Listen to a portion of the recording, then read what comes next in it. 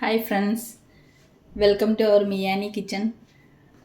ഞാനിന്നിവിടെ ഒരു സ്പെഷ്യൽ പായസമാണ് ഉണ്ടാക്കാൻ പോകുന്നത്. നല്ല ടേസ്റ്റി ആയിട്ടുള്ള ഒരു പായസം. അതിൻ്റെ സ്പെഷ്യാലിറ്റി എന്ന് പറയുന്നത് പൈനാപ്പിൾ പായസമാണ് നമ്മൾ ഇന്നിവിടെ തയ്യാറാക്കാൻ പോകുന്നത്. ഞാനിവിടെ ഒരു അരക്കപ്പോളം പൈനാപ്പിൾ ചെറുതായിട്ട് ചോപ്പ് ചെയ്ത് വെച്ചിട്ടുണ്ട്. പിന്നെ നമുക്ക് 1 ലിറ്റർ പാൽ എടുത്ത് വെച്ചിട്ടുണ്ട്. ശർക്കര ആവശ്യത്തിന്. ഇത് ശർക്കര പൊടിയാണ്. അതിലൊരു കഷ്ണം, 2 കഷ്ണം, ചെറിയ കഷ്ണം വെള്ളം കൂടെ ഉണ്ട്. ഇത് പോരാന്നുണ്ടെങ്കിൽ നമുക്ക് പിന്നീട് ചേർത്ത് കൊടുക്കാം മധുരത്തിന്. ശർക്കരയോ പഞ്ചസാരയോ എന്താണെന്ന് വെച്ചാൽ. പിന്നെ മിൽക്ക് മെയ്ഡ് ഉണ്ടെങ്കിൽ അതും ചേർക്കാം. അപ്പോൾ ഞാനിപ്പോൾ ഇവിടെ ശർക്കരയാണ് എടുത്ത് വെച്ചിരിക്കുന്നത്. കുറച്ച് കശുവണ്ടിപ്പരിപ്പ്, ഉണക്കമുന്തിരി, ഏലക്കാപ്പൊടി, പിന്നെ വേണ്ടുന്നത് കുറച്ച് സേമിയയാണ്. ഇത് നമുക്ക് നെയ്യിൽ റോസ്റ്റ് ചെയ്യണം. കുറച്ച് മതി, ഒരു അരക്കപ്പോളം. പിന്നെ നമ്മൾ കുറച്ച് ചവ്വരി ഇവിടെ വേവിച്ച് വെച്ചിട്ടുണ്ട്. ഇതൊരു 1/4 കപ്പ് ചവ്വരി മാത്രമേ ഉള്ളൂ. ഇത് കുതിർന്ന് വരുമ്പോൾ നല്ലോണം പൊങ്ങും ഇത്. അപ്പോൾ അത് കുതിർത്തി വേവിച്ച് വെച്ച ചവ്വരിയാണിത്. ഇതവിടെ ഇരിക്കട്ടെ. അപ്പോൾ നമുക്കിനി പായസം തയ്യാറാക്കിയെടുക്കാം. പിന്നെ നെയ്യൊക്കെ വേണം, അതൊക്കെ നമുക്ക് ആവശ്യത്തിന് ചേർത്ത് കൊടുക്കാം. അപ്പോൾ നമുക്കിത് തയ്യാറാക്കിയെടുക്കാം. പാല് ഞാൻ 1 ലിറ്ററാണ് എടുത്തിരിക്കുന്നത് കേട്ടോ. ഒരു പാൻ അടുപ്പത്ത് വെച്ച് ചൂടായിട്ടുണ്ട്.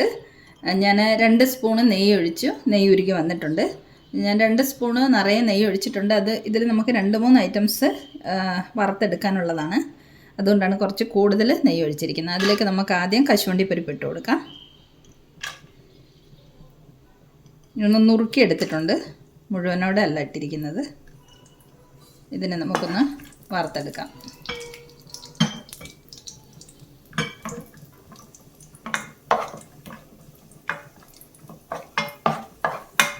ഇതൊന്ന് മൂക്കാൻ തുടങ്ങുമ്പോൾ നമുക്ക് ഉണക്കമുന്തിരിയും കൂടെ ചേർത്ത് കൊടുക്കാം. നമുക്ക് ഉണക്കമുന്തിരി ചേർത്ത് കൊടുക്കാം ഇതിലേക്ക്.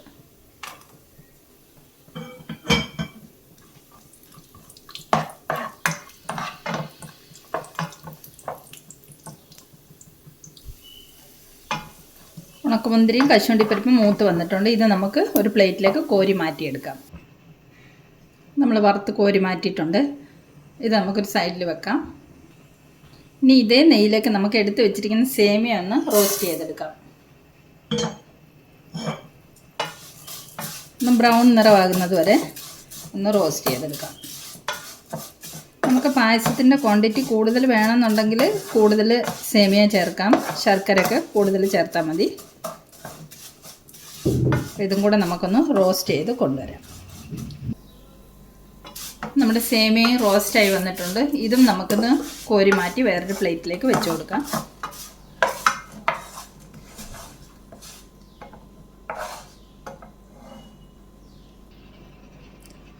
സേമിയ റോസ്റ്റ് ചെയ്തെടുത്ത ഇതേ പാനിലേക്ക് നമുക്ക് പൈനാപ്പിൾ ചോപ്പ് ചെയ്ത് വെച്ചിരിക്കുന്നത് ചേർത്ത് കൊടുക്കാം. ഇതൊന്ന് നല്ലതുപോലെ വരട്ടിയെടുക്കണം. ഇതിൽ സേമിയയുടെ കുറച്ച് കഷ്ണങ്ങളൊക്കെ കിടപ്പുണ്ട്, അത് കുഴപ്പമില്ല കേട്ടോ. ഫുള്ളായിട്ട് കോരിയെടുക്കാൻ പറ്റുന്നില്ലായിരുന്നു. ഇത് നമുക്കൊന്ന് ഈ നെയ്യിൽ തന്നെ ഇട്ടൊന്ന് വരട്ടിയെടുക്കാം.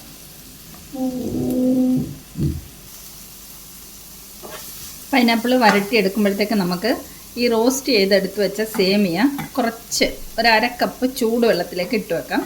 ഒന്ന് വെന്ത് കിട്ടാൻ വേണ്ടിയിട്ടാണ്. ഇത് ഡയറക്റ്റ് പാലിലേക്ക് ഇടുകയാണെങ്കിൽ പാല് കുടിച്ച് വീർത്ത് നമുക്ക് കുറേ പാല് വീണ്ടും വീണ്ടും ഒഴിച്ചു കൊടുക്കേണ്ടി വരും. ഇത് കുറച്ചൊരു 1/2 കപ്പ് 1/4 കപ്പ് ചൂട് വെള്ളത്തിലിട്ട് കുതിർത്തിട്ട് പിന്നെ പാലിലേക്ക് ഒഴിക്കുകയാണെങ്കിൽ നമുക്ക് പാലിൻ്റെ ക്വാണ്ടിറ്റി കുറച്ച് മതിയാവും. അപ്പോൾ ഇത് നമുക്ക് ചൂടുവെള്ളത്തിലേക്ക് ഇട്ട് വെക്കാം.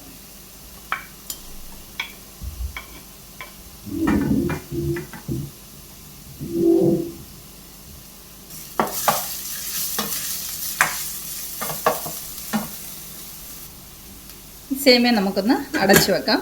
ഞാൻ സേമിയ പായസം ഉണ്ടാക്കുമ്പോൾ ഇതുപോലാണ് ചെയ്യാറ്. റോസ്റ്റ് ചെയ്ത സേമിയ കുറച്ച് ചൂട് വെള്ളത്തിലിട്ടിട്ട് 5 മിനിറ്റ് അടച്ചു വെക്കും. അപ്പോഴത്തേക്ക് അത് നല്ലതുപോലെ വെന്തിട്ട് കിട്ടും. അതിന് ശേഷം നമ്മൾ പാലൊഴിച്ചാണ്, അങ്ങനെയാണ് ഞാൻ തയ്യാറാക്കിയെടുക്കുന്നത്. ഇതൊരു 5 മിനിറ്റ് കൊണ്ട് നമുക്ക് പൈനാപ്പിൾ റെഡിയായി കിട്ടും.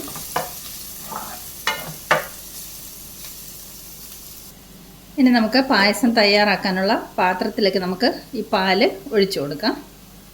പാലിൽ ചൂടുണ്ട്, എന്നാലും നമുക്ക് പാലൊഴിച്ചിട്ട് വീണ്ടും തിളയ്ക്കാൻ വേണ്ടി അടുപ്പത്ത് വെക്കാം.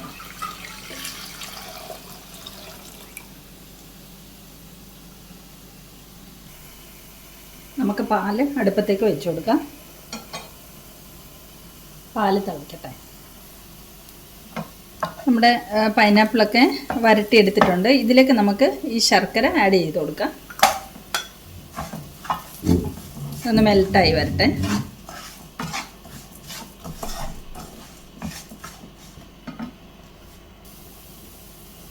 പൈനാപ്പിൾ ശർക്കരയും കൂടെ നല്ലതുപോലെ മിക്സ് ചെയ്തെടുത്തിട്ടുണ്ട്. ഇതിൻ്റെ നമുക്കിനി ഫ്ലെയിം ഓഫ് ചെയ്യാം. ഇനി നമുക്ക് പാല് തിളയ്ക്കുന്നവരെ വെയിറ്റ് ചെയ്യാം. നമ്മുടെ പാല് തിളച്ച് വരുന്നുണ്ട്. അതിലേക്ക് നമുക്ക് ആദ്യം വേവിച്ച് വെച്ചിരിക്കുന്ന ചവ്വരി ചേർത്ത് കൊടുക്കാം.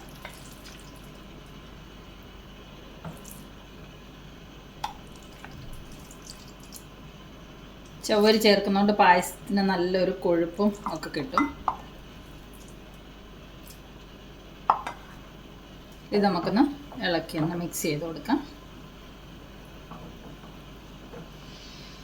ചവരി ഓൾറെഡി വെന്തതായതുകൊണ്ട് നമുക്ക് അധികം നേരമൊന്നും ചവരിയിട്ട് കുക്ക് ചെയ്യേണ്ട ആവശ്യമില്ല.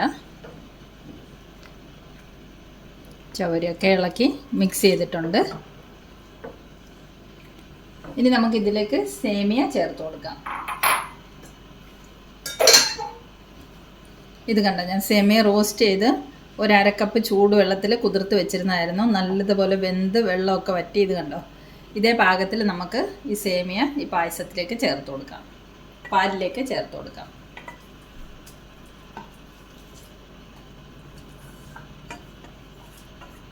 സേമിയയും ചേർത്തിട്ടുണ്ട്. ഇതും കൂടെ നമുക്കൊന്ന് ഇളക്കി മിക്സ് ചെയ്യാം. ഇത് നല്ലതുപോലെ ഒരു തിള വരട്ടെ. അതിനുശേഷം നമുക്ക് ശർക്കരയും പൈനാപ്പിളും കൂടെ ചേർത്ത് കൊടുക്കാം. നല്ലതുപോലെ ഒന്ന് തിളയ്ക്കട്ടെ.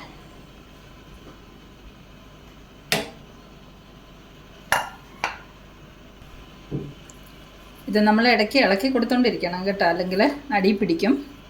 ഒരു 2 മിനിറ്റിൽ നമ്മളൊന്ന് ഇളക്കി കൊടുക്കണം. നമ്മുടെ പായസമൊക്കെ തിളച്ച് വന്നിട്ടുണ്ട്. ഇതിലേക്ക് ഇനി നമുക്ക് പൈനാപ്പിൾ ശർക്കരയും കൂടെ വരട്ടിയത് ചേർത്ത് കൊടുക്കാം.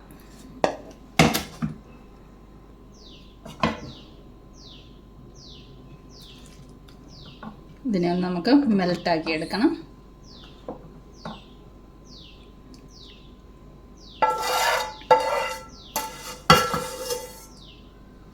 നമ്മുടെ ശർക്കരയൊക്കെ ഒന്ന് അലിഞ്ഞ് വരട്ടെ. അതിനുശേഷം നമുക്ക് കാഷ്യൂസും കിസ്മിസൊക്കെ ഫ്രൈ ചെയ്ത് വെച്ചിരിക്കുന്നത് ചേർത്ത് കൊടുക്കാം. നമുക്കിതിലേക്ക് എടുത്തു വെച്ചിരിക്കുന്ന ഏലക്ക പൊടിച്ചത് ചേർത്ത് കൊടുക്കാം. ഇളക്കി കൊടുക്കാം. നമ്മുടെ പായസം റെഡി ആയിട്ടുണ്ട്.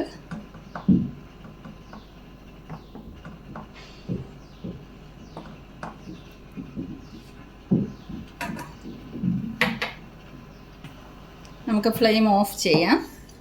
ഓഫ് ചെയ്തിട്ട് നമുക്ക് കശുവണ്ടിപ്പരിപ്പും ഉണക്കമുന്തിരിയും റോസ്റ്റ് ചെയ്ത് വെച്ചിരിക്കുന്നത് ചേർത്ത് കൊടുക്കാം.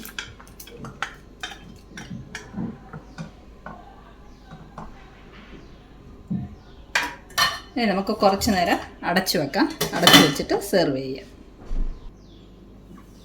പായസമൊക്കെ ബൗളിലേക്ക് സെർവ് ചെയ്ത് വെച്ചിട്ടുണ്ട്. അപ്പോൾ നമ്മുടെ ടേസ്റ്റി ആയിട്ടുള്ള പൈനാപ്പിൾ പായസം ഇവിടെ റെഡി ആയിട്ടുണ്ട്. അപ്പോൾ സിമ്പിളായിട്ടുള്ള റെസിപ്പിയല്ലേ, ഇഷ്ടമെങ്കിൽ എല്ലാവരും റെഡിയാക്കി നോക്കണം. വീണ്ടും നമുക്ക് മറ്റൊരു റെസിപ്പിയുമായി മിയാനി കിച്ചണിൽ കാണാം. Thanks for watching. ബൈ.